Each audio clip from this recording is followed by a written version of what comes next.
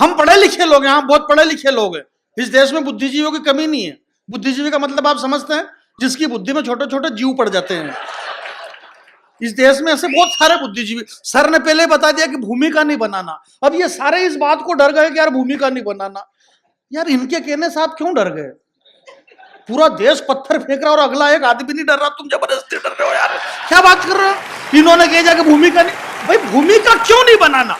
बात ये नहीं, मैं बहुत छोटा कवि हूं, हालांकि आप पूरे देश दुनिया में घूमते रहते हैं, दिल्ली बंबई बेंगलोर हैदराबाद जाने कहां कहां जाते हैं, मैं कहीं भी नहीं गया हूं, मेरे घर से सीधा यहीं आया हूं और यहां से वापस मैं मेरे घर चला जाऊंगा। नहीं अपन 10-10 20-20 दिन इधर उधर रोते फिरो, क्या मतलब? अपन इधर उधर घूमते फिरो, अपने घर के सामने फिर दूसरे घूमते फिरे, क्या मतलब?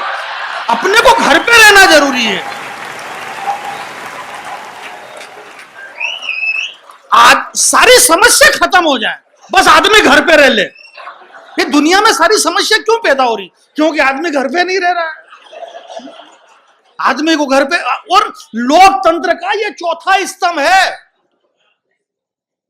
लोकतंत्र का चौथा स्तंभ है सर, कवि सम्मेलन, कविता, मुशायरा, कविता, पोएट्री। सर बता रहे थे कि डायरेक्ट कविता सुनाना। आपने वेदव्यास जी को पढ़ा, आप पंडित हैं शर्मा जी। वेदव्यास जी दुनिया के बहुत बड़े पहले जिन्होंने महाभारत लिखी। वेदव्यास जी कहते हैं डॉक्टर साहब के, जिसमें वाह रसो, जिस शब्द में रस टपकता है वह कविता है। क्या बात, क्या बात नहीं, मेरे पास यही है।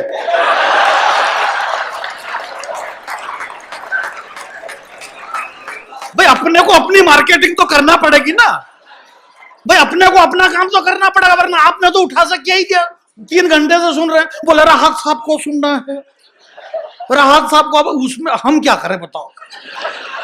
मैं मानता हूं कि भाई इस सदी के रसखान की जगह डॉक्टर राहत इंदौरी साहब के साथ बैठना, मेरी उम्र डॉक्टर साहब को लगे, मेरा दोस्त बैठा सतलज, मेरी उम्र का मेरा दोस्त है, मेरे पिता तुल्य है, तो मेरा तो ये मानना है कि डॉक्टर साहब पर बाकी जिस दिन मालिक ऐसा होगा उस दिन हमें बड़ा गर्व रहेगा कि हम आने वाली पीढ़ी को कह पाएंगे कि यार तुम अभी नए नए आए हो, हमने डॉक्टर साहब के साथ खूब कवि सम्मेलन किया, खूब मुशायरे किया, बहुत बड़ा। और तो ये देश में एक बहुत बड़ा काम है, बहुत बड़ा नाम है। पर मेरा ये मानना है कि अमिताभ बच्चन बड़ा है। अमिताभ बच्चन क्यों बड़ा है? नहीं, पद बड़ा है इसलिए नहीं, वो इसलिए बड़ा है क्योंकि उससे छोटे बहुत सारे हैं।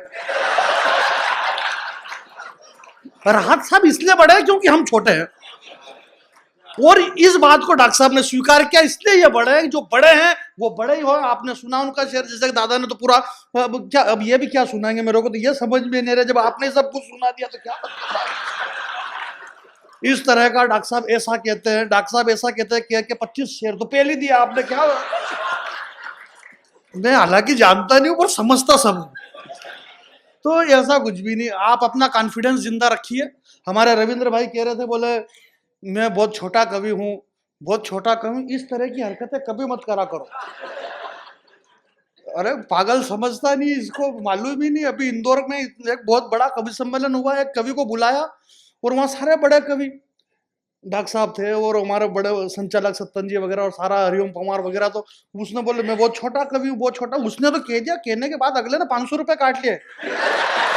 बोले छोटा है, काट लो, क्या मतलब है यार? इससे कटपीट हो जाता है। ऐसी हरकतें नहीं करना जिसमें कटपीट हो जाए। सुनेगा मतलब सारी बात।